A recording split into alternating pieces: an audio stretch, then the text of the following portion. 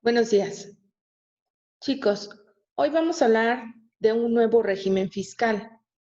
Este régimen fiscal se conoce como RIF. El RIF es el régimen de incorporación fiscal. Este régimen nace en el año 2014 y viene siendo el sucesor de lo que antes se llamaba REPECOS, régimen de pequeños contribuyentes.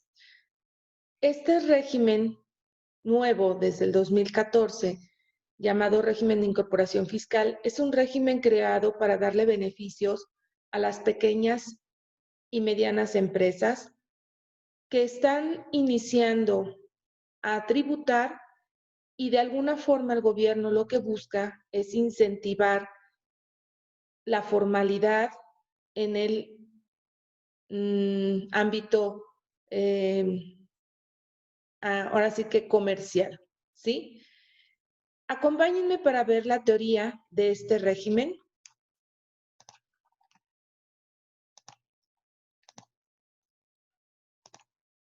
Como es costumbre, este régimen fiscal lo vamos a encontrar dentro de la ley del impuesto sobre la renta y vamos a estar hablando del artículo 111, que es donde comienza dicho régimen.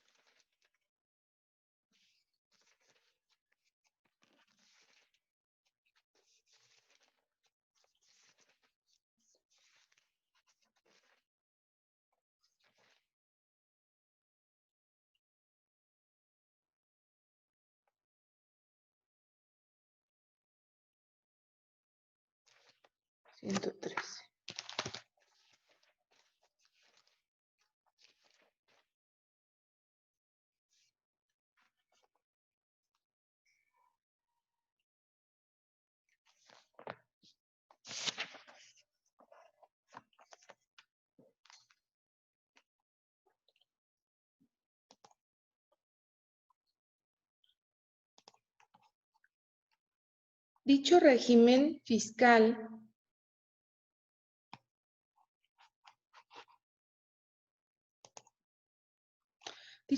fiscal abarca artículo 111, 112 y 113 de la Ley del Impuesto sobre la Renta. Este régimen está desglosado o plasmado en 3 artículos solamente. Ahora sí que podríamos decir que es poca información o muy práctico, ¿sí? El estudiar al RIF. ¿Quiénes tributan en este régimen? Yo ya les había mencionado hace un momento que las pymes por esencia, sí, los pequeños changarritos, los pequeños negocios, son los que van a estar ubicados en este tipo de régimen que tiene facilidades administrativas, que tiene facilidades en el pago de impuestos. Ustedes lo van a ir analizando conforme vamos avanzando en esta plática. Ustedes ya tienen la teoría y la práctica del régimen pasado que estudiamos, que se llama régimen de actividad empresarial y profesional. Es muy importante que se pongan atentos para que vayan cachando las diferencias que hay entre un régimen y otro, ¿sí? Y claro que al final, cuando lleguemos en la siguiente clase, que no va a ser esta, cuando lleguemos a tocar el punto de la determinación del impuesto sobre la renta, pues vamos a ver una diferencia abismal. ¿Quiénes pueden estar en este régimen? Todas las personas físicas que tengan una actividad empresarial o que presten un servicio que no sea subordinado ni profesional. Cuando hablamos que no sea profesional, quiere decir que para realizar o prestar dicho servicio no se requiere una cédula profesional, ¿ok? Esa sería la regla. Por lo tanto, por ejemplo, quienes Ahorita vamos a ver más adelante quiénes no pueden tributar en este régimen, ¿va? Pero de momento nos quedamos con que sí pueden estar aquellas personas físicas que tengan una actividad empresarial. Recuerden, las actividades empresariales, artículo 16, Código Fiscal de la Federación, nos habla de las actividades comerciales, industriales, de extracción, etc. También las personas físicas que realicen una actividad primaria. Recuerden, cuando vimos esa clase, hablamos también de los famosos agapes. Agapes porque así les llamamos nosotros, no porque la ley los contemple de esta forma, ¿ok? Nosotros decimos que son agapes porque son los agricultores, ganaderos, actividades de pesca y silvícola, ¿va? Muy importante, hay una regla para que tributes en este régimen y si tienes una actividad primaria, se debe de conservar la actividad primaria sin que se transforme la materia prima que se obtiene, ¿ok? Sin transformación alguna. Así es que es muy importante tomar este dato en cuenta al momento de dar de alta a un cliente. Siempre hay que analizar la actividad del cliente para ver si encuadra dentro de un régimen fiscal, que claro que todo mundo quisiéramos encuadrar en este régimen porque es un régimen con muchas bondades fiscales. Ahora, hay una limitante. Me voy a recapitular. Si eres persona física que tienes actividad empresarial o prestas un servicio que no sea profesional o realizas una actividad primaria, ¿puedes estar en este régimen? Sí, siempre y cuando en el año calendario no rebases 2 millones de pesos de ingresos. ¿Ok? Si en algún momento dado, y me voy a adelantar a la última parte de esta clase, si en algún momento dado llegaras a rebasar este monto en el inter de un año, entonces te saldrías del régimen. No podrías quedarte ya en el régimen de incorporación fiscal. Por eso es tan importante cuando tengamos clientes de este régimen, claro, ir registrando los ingresos y ahorita vamos a ver las características, porque no nada más son los ingresos, sino son también las deducciones, etcétera. Pero vamos a ir avanzando poco a poquito. Lo que quiero es que vayan recreando un mapa conceptual de lo que es este régimen fiscal, llamado RIF o régimen de incorporación fiscal, como es su nombre largo. Ahora sí, ¿quiénes no pueden tributar en este régimen? Fíjense bien, recuerden ustedes que cuando se crea una persona moral, se crea con personas físicas o socios, ¿sí? También llamados accionistas. Estos socios o accionistas no pueden tributar en este régimen, ¿sí? Y hay algunas excepciones. Por ejemplo, si ese socio está dentro de una asociación civil, si recuerden que las asociaciones civiles son sin fines de lucro, ¿verdad? Entonces, y solamente este socio reciba remanentes de esta asociación civil, entonces podrá tributar en el régimen de incorporación fiscal. Ahora bien, también tenemos si es un socio de una sociedad civil, pero dicha sociedad civil debe estar constituida para administrar únicamente fondos o cajas de ahorro o sociedades cooperativas de ahorro, ¿sí? Lo que llamamos cajas populares. Entonces, este socio también podrá tributar en este régimen. No debemos perder en cuenta algo. El régimen de incorporación fiscal limita al monto de ingresos de 2 millones en el año. Quiere decir que si tú eres socio, ¿sí? Y recibes remanentes, tendrás que sumar esa cantidad que recibes de remanentes más lo percibido por el régimen de incorporación fiscal con la otra actividad que tú realices en este régimen, y no podrás rebasar los 2 millones de pesos. O sea, en conjunto tus actividades no pueden rebasar 2 millones de pesos, porque en el momento en que al sumarlas rebasen los 2 millones, tendrás que salirte de este régimen fiscal. ¿Se dan cuenta? ¿Me van siguiendo? Muy importante. Cualquier actividad que tenga la persona física que tributa en este régimen y que se estén manejando en conjunto, porque así lo marca la ley, ¿sí? O sea, me refiero en conjunto a que acumulan los ingresos, no porque estén en el mismo régimen fiscal, ¿ok? Si eres socio, vas a tributar en el capítulo de dividendos.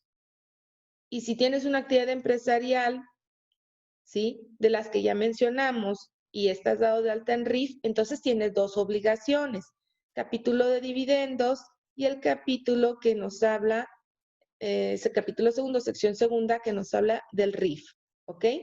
Pero recuerden, lo que estoy hablando es que en conjunto el ingreso de ambos no podrán rebasar 2 millones de pesos porque en ese momento se salen del régimen, ¿ok? Avanzamos. Las actividades relacionadas con bienes raíces, capitales inmobiliarios o actividades financieras. ¿A quiénes se refieren? Bueno, pues a las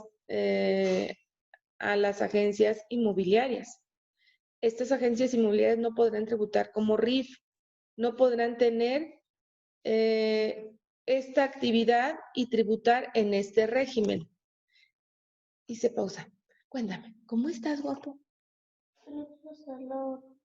Ya es hora de vestirse, guapo. Y estoy vestido.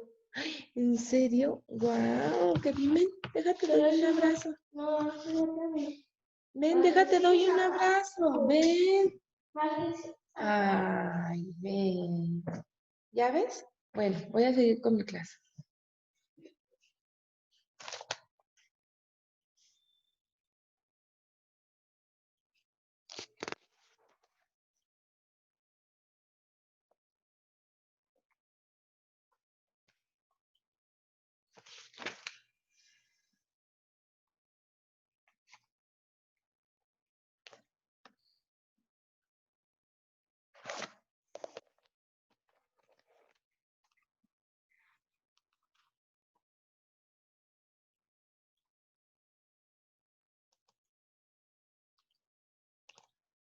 Hablando de este rubro, solamente si eres una persona física que eres demostrador o vendedor de bienes y raíces, en ese caso hay que atiendas a personas físicas, en ese caso sí podrás tributar en este régimen de incorporación fiscal.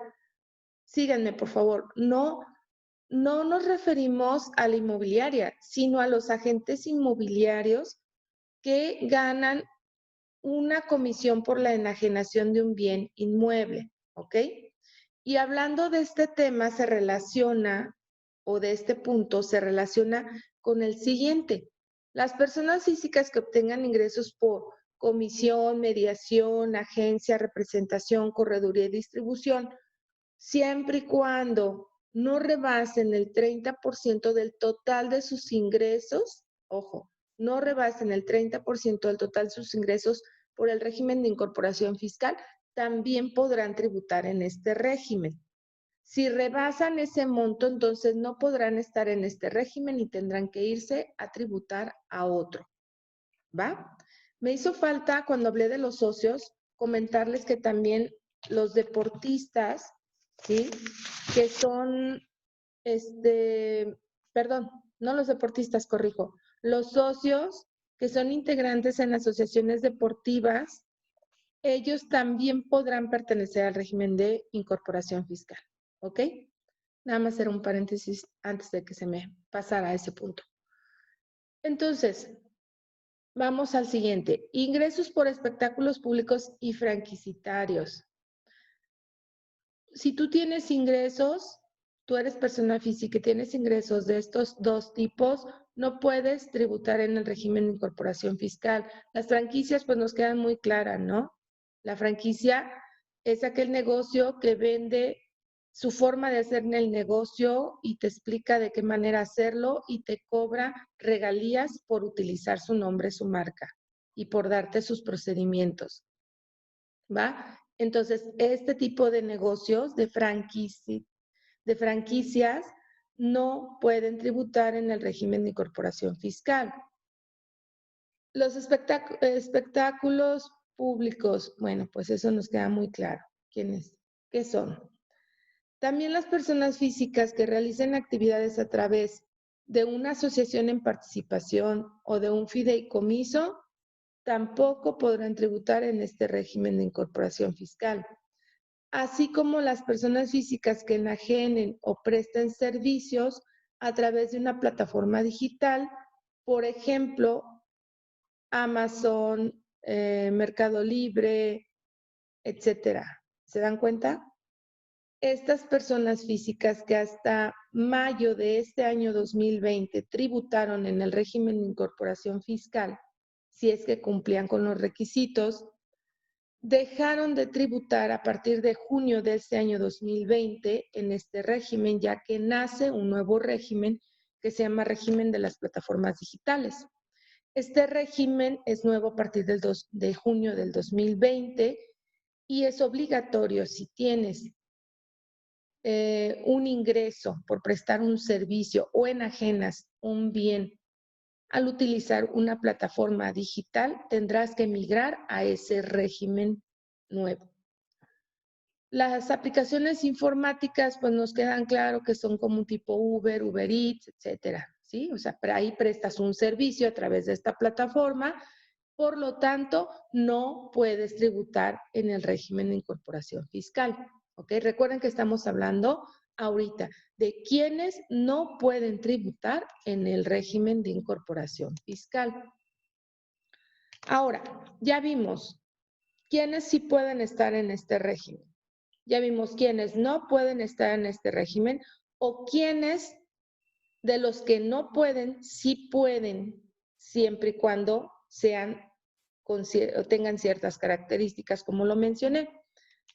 Ahora, este régimen de incorporación fiscal tiene características que nos debemos de aprender de memoria sí o sí. ¿Por qué? Si yo realmente quiero ser profesional y en la materia, tengo que aprenderme el mínimo indispensable de qué características estamos hablando en cada régimen fiscal, así como lo hemos visto en las clases pasadas con los otros regímenes fiscales que ya vimos. Ahora, el RIF, así como el régimen de actividad empresarial y profesional, ustedes recordarán, es un régimen de flujo de efectivo. Eso es una similitud, ¿ok? ¿Recuerdan a qué me refiero con régimen de flujo de efectivo? Que voy a acumular como ingreso lo efectivamente cobrado. Facturé 100 pesos, pero cobré 50, entonces, si es por flujo, como es este régimen, acumulo 50. Lo otro que quedan por pagarme, eso no lo acumularé hasta que no lo cobre, ¿va? Hablando de deducciones, mismo caso. Voy a deducir lo que efectivamente pagué. Pagué 80 pesos de gastos, perdón, puedo decir de compras de materia prima, y solamente he pagado 40 pesos de los 80. Entonces, 40 pesos voy a deducir. Los otros 40 se esperarán hasta el momento en que los pague para poderlos hacer deducibles, ¿ok? A eso se refiere con que es un régimen de flujo de efectivo. Por lo tanto, yo siempre les voy a recomendar cuando hagan una contabilidad de un RIF, sí o sí siempre van a requerir el estado de cuenta o los estados de cuenta que nuestro cliente maneje, ¿ok? Siguiente característica. Este régimen paga el impuesto sobre la renta bimestral, ¿ok? Enero, febrero se paga en marzo, marzo, abril se paga en mayo y así sucesivamente, ¿ok? Tiene otra cualidad, es un impuesto definitivo. Esto les va a sonar diferente al régimen que vimos de actividad empresarial y profesional, ya que en aquel régimen son pagos provisionales a cuenta del impuesto anual, recordarán. Este régimen de incorporación fiscal es definitivo el pago bimestral. Quiere decir que no presentaremos declaración anual, ¿ok? Sino solamente realizaremos nuestro pago de manera bimestral. Ahora, ¿cuándo se entera? Enero, febrero. A más tardar el día 17 de marzo. Fíjense que esa regla es parecida a la que tenemos en el otro régimen. Entonces, ¿cuándo yo pago? Marzo, abril, a más tardar el 17 de mayo y así sucesivamente. Yo les estoy diciendo lo que estrictamente nos habla la ley del impuesto sobre la renta. Cabe mencionar que hay facilidades conforme a las resoluciones misceláneas, ¿sí? Vigente para RIF o para otros regímenes y hay que atender y leer la resolución miscelánea para poder ver qué reglas le aplican, porque en esto de las fechas hay beneficios, ¿ok? Ahorita en la clase vemos única y exclusivamente lo de la ley del impuesto a la renta, pero ustedes, y mi invitación queda que no se queden con lo que dice la ley, hay que buscar, recuerden, en artículos transitorios, reglamentos de la ley, resoluciones misceláneas, reglas de carácter general que son las resoluciones misceláneas, los criterios normativos, los criterios vinculativos y incluso el derecho común, ¿no? Código Fiscal de la Federación. Ese siempre va a ser de carácter supletorio para las leyes fiscales, pero las del derecho común son civil, código mercantil, etcétera. ¿Ok? Bien, ese era un paréntesis. Recuerden, siempre hay que saber más y hay que documentarnos y leer y agotar todas las posibilidades para poder dar una asesoría de manera correcta. Que una persona física, ¿cuánto tiempo puede permanecer en este régimen? Hasta 10 años. Una vez transcurridos los 10 años, estará obligado a migrar, ¿sí? De régimen fiscal si sus actividades son como las que hemos mencionado, ¿verdad? Actividades empresariales o servicios perdón, ya me ando confundiendo. No, o servicios. Entonces, en ese caso, o AGAPES, tendrá que migrar al régimen de actividad empresarial y profesional, ¿sí? O sea, naturalmente la línea es esa, RIF y luego régimen de actividad empresarial y profesional, ¿sí? Esa es la línea natural. Entonces, en este régimen de RIF solamente podrán tributar las personas físicas hasta 10 años. Hay dos formas de pagar el impuesto sobre la renta cuando eres contribuyente del RIF. Una es conforme al coeficiente de utilidad. Cuando hablamos de coeficiente de utilidad, ustedes en este semestre todavía no lo han conocido, porque lo van a ver hasta el siguiente semestre cuando vean régimen fiscal de las personas morales. Y entonces van a entender que el coeficiente, el artículo 14 del impuesto a la renta nos habla del coeficiente de utilidad, cómo se determina y que ese coeficiente nos sirve para hacer pagos provisionales. Y aquí es donde ustedes podrán decir, a ver, maestra, ya no entendí. Si nos acaba de mencionar que el pago del impuesto del RIF es bimestral y definitivo, ¿por qué ahorita habló de pago provisional? Ah, pues porque RIF tiene esas dos dualidades, ¿sí? La dualidad de pagar conforme a un porcentaje de su actividad y la aplicación de la tarifa del artículo 111, ¿sí? Una tarifa bimestral de impuesto sobre la renta. Y en ese sentido, si utilizo esa tarifa y ese porcentaje de la actividad que me marca un decreto, ¿sí? Y aplico las tablas de reducción de impuestos sobre la renta, entonces la ley me dice, ese pago de impuestos sobre la renta será definitivo, ¿sí? Bimestral, definitivo, y no presentarás declaración anual.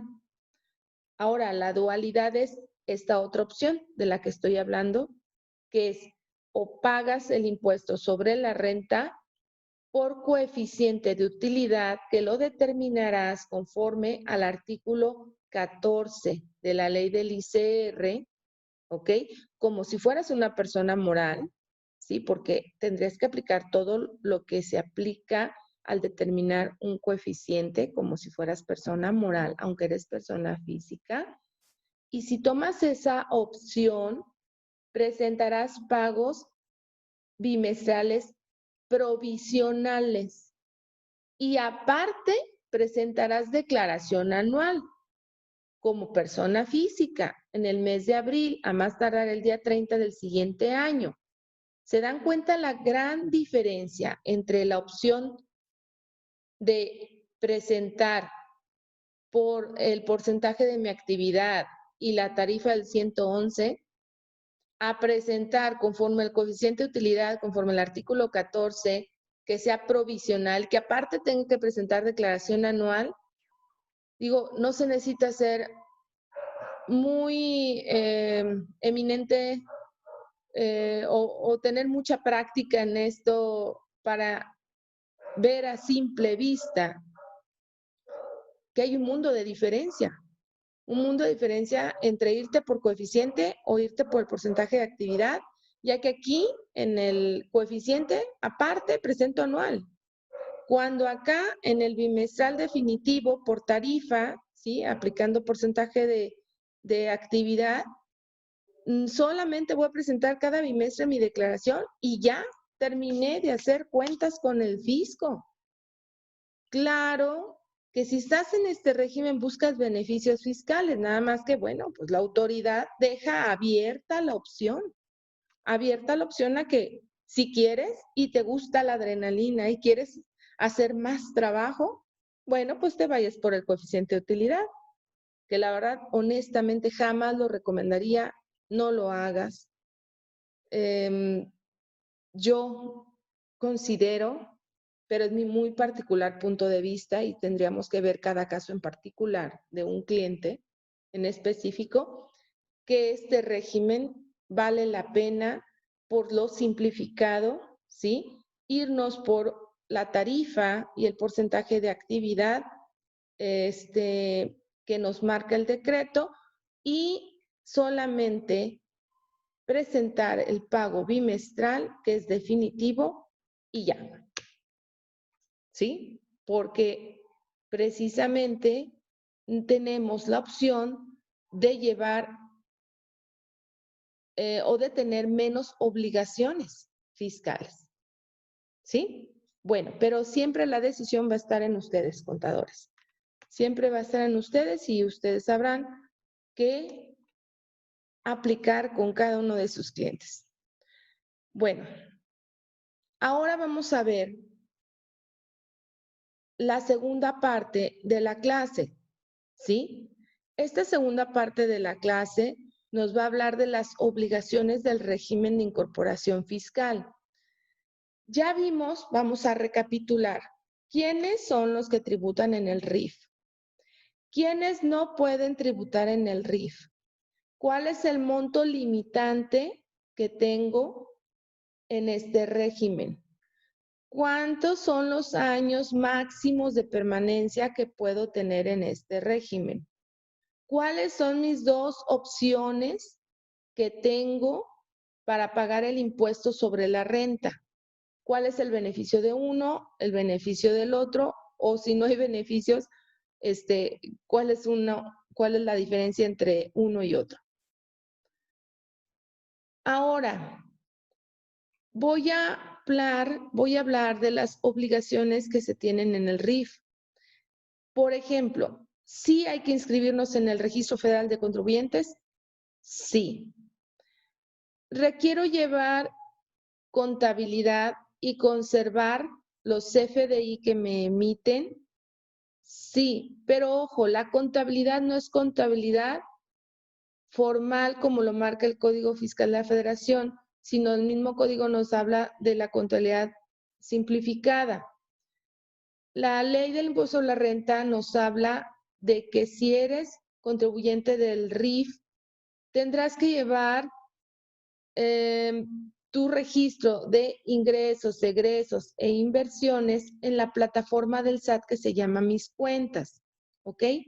Entonces, sí llevo contabilidad, pero de manera simplificada y la tengo que capturar en el apartado de Mis Cuentas, sí. Tengo que solicitar CFDI de mis compras e inversiones de más de 5,000 pesos y efectuar el pago cuando rebasa este monto de manera obligatoria con algún medio electrónico. Ustedes recordarán que ya vimos que los medios electrónicos son transferencia electrónica, cheque nominativo, pago con tarjeta de crédito a nombre del contribuyente o tarjeta de débito del contribuyente o monedero electrónico, ¿ok? Ahora, si yo tengo operaciones con el público en general, por ejemplo, soy una ferretería, ¿sí? Ahí tengo una actividad comercial. Tributo en el RIF porque no rebaso 2 millones de pesos de ingresos, ¿ok? Y llegan, mi actividad es a público en general porque quien llega a mi negocio se le atiende. Y me piden factura, siempre y cuando rebase 250 pesos, estoy obligado a emitir la factura. Ahora bien, ustedes podrán decir, de manera subjetiva, yo llego a un negocio, pago 150 pesos de mercancía en esa misma ferretería y a veces me dan mi CFDI. Entonces, esto nada más es una regla. A partir de ese monto están obligados. ¿Por qué? Pues porque la emisión de un CFDI nos genera un costo administrativo y recuerden que este régimen es para facilitarle la vida al contribuyente, no para hacérsela complicada. Por eso es que tiene ese tope, ¿no? Solamente que vendas arriba de 250 pesos, estás obligado a darle un CFDI a contribuyente, al cliente, ¿sí? Al cliente que llegue contigo, ¿va? CFDI, recuerden que es comprobante fiscal digital por internet, ¿ok? De eso estamos hablando. Entonces ya mencionamos también que se va a registrar la información en mis cuentas. No se registra todo, realmente en mis cuentas se registran la información que el fisco no tiene de mí, que no tiene, por ejemplo, si yo emito CFDI de ingresos, el fisco lo sabe, porque lo emito a través de su plataforma o a través de un PAC, proveedor autorizado, certificado. Y como dicen, todo pasa por el ojo del SAT, eso ya lo vio. Si emite un CFDI de egresos, pues ya lo vio también, porque es el mismo procedimiento. Si emite un CFDI de nóminas, también. ¿Qué es lo que no ve el fisco? Pues algunas partidas como depreciaciones, amortizaciones, efectos financieros, que financieros o fiscales que no puede conocer con exactitud. Y eso es lo que yo registro. Bien, aparte de lo que ya mencioné, está obligado a presentar las declaraciones. Ya mencionamos que son declaraciones bimestrales y ya mencionamos las dos cualidades de las declaraciones. También mencionamos ya la fecha límite, ¿ok? Ahora, si el RIF, o sea, la persona física que tributa en el RIF, más bien, tiene empleados para su actividad, tendrá obligación de retener el impuesto sobre la renta y enterárselo al fisco. Cuando hablo de enterar, significa pagar, ¿ok? Eso es lo que significa la palabra enterar cuando hablamos de impuestos. Entonces, si tienes empleados, pues tienes obligación de retenerles el ICR por salarios y enterárselo al fisco. De manera conjunta, la misma declaración en que pagas el impuesto sobre la renta propio de este régimen. ¿Ok? Si hacemos Declaraciones bimestrales, pues del ICR retenido por salarios también se presentará bimestral en la misma declaración, ¿ok? Luego, presentar la declaración informativa de los proveedores del bimestre inmediato anterior, que es la declaración de DIOT, ¿sí? Declaración informativa de operaciones con terceros, siempre y cuando nuestra actividad, ¿sí?, de la persona física que está tributando se afecta al IVA. Ok. Mencionamos que el régimen está obligado, más bien, que cuando rebasas el monto de los 2 millones de pesos de ingresos, entonces estás obligado a abandonar este régimen y migrar a otro. Eso ya lo habíamos mencionado. Vamos a pensar que nunca rebasaste 2 millones de pesos de ingresos.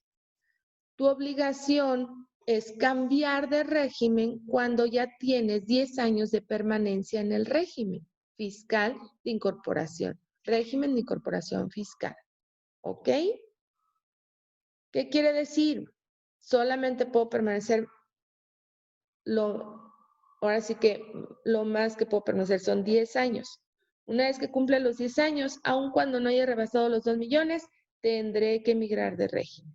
Y dependerá, como mencioné hace rato, si tu actividad sigue siendo una actividad empresarial, un servicio, ¿sí?, la prestación de un servicio o agape, pues migrarás naturalmente al régimen de actividad empresarial y profesional. Y si no, pues al régimen que exista vigente en ese momento, porque recuerden que la materia fiscal es dinámica y todo el tiempo estamos teniendo reformas. Bien, siguiente, en caso de rebasar, les mencioné este monto de los 2 millones, ¿sí?, que es el monto máximo tope que tiene el RIF, pues ya les había mencionado que había que migrar de régimen. Ya se los había dicho, ¿verdad? Sí. Bien. Cuando el contribuyente abandona este régimen, o sea, estamos hablando de un cambio de régimen fiscal, ¿sí? Cuando el contribuyente abandona este régimen, de ninguna forma podrá regresar a tributar a él, ¿ok? Vamos a suponer que la persona física estaba en RIF, duró 5 años y por alguna razón ese siguiente año subió sus ingresos a 3 millones. ¿Qué pasó ahí? Se sale del régimen porque en el momento en que rebasa los 2 millones ya no puede tributar en RIF. Entonces lo migran, se llama disminución y aumento de régimen, y lo aumentan en el régimen de actividad empresarial y profesional y lo disminuyen en el régimen de RIF. ¿Qué pasa en el séptimo año? Resulta que ya no le fue tan bien y trae 1 millón de pesos de ingresos. Y él dice, oye, es que yo quiero regresarme al RIF porque pues la verdad es que me iba muy bien, yo tenía pocas obligaciones fiscales, mi contador me cobraba menos al régimen que estoy ahorita. Pues es que ya no se puede. A eso me refiero. Una vez que te sales del régimen del RIF, ya no puedes regresar. De ninguna forma podrás volver a tributar aquí. Aun cuando tus ingresos regresen a ser menores a 2 millones y cumplas con todos los demás requisitos, ¿ok? Ahora, cuando eres RIF y llegas a tener pérdidas fiscales, estas pérdidas fiscales no se pierden, ¿sí? Se podrán amortizar contra utilidades del régimen de actividad empresarial y profesional, que es el régimen que naturalmente les menciono, que es al que subes una vez que dejas de tributar en RIF, ¿ok? Entonces, ¿de qué estoy hablando? De las pérdidas fiscales que puede ser que obtengas en el régimen de incorporación fiscal, que no se van a perder, sino que te las vas a llevar a amortizar contra las utilidades del régimen de actividad empresarial y profesional. ¿Sí? Ese es un beneficio no se pierden. Hay que aplicar las reglas, sí, del capítulo 5 de la Ley del Impuesto a la Renta, que nos habla de las pérdidas, para saber cómo se actualizan, y también la regla de la vigencia y caducidad de las pérdidas fiscales. Bien, pues hasta aquí llega el tema de RIF. La siguiente clase será una clase práctica donde veremos cómo vamos a realizar el cálculo del impuesto sobre la renta de un contribuyente que tribute en el régimen fiscal, en el régimen de incorporación fiscal. ¿Ok? Entonces, chicos, hagan su tarea, ¿sí? Les dejo ahí en Classroom qué es lo que tienen que hacer. Cualquier cosa, recuerden, artículos 111, 112 y 113 de la Ley del Impuesto sobre la Renta, es el fundamento legal de este régimen. Ahí podrán encontrar la información o la teoría más a detalle de lo que yo les di la clase para efecto de realizar su tarea. Son 2 tareas, es doble clase. Saludos.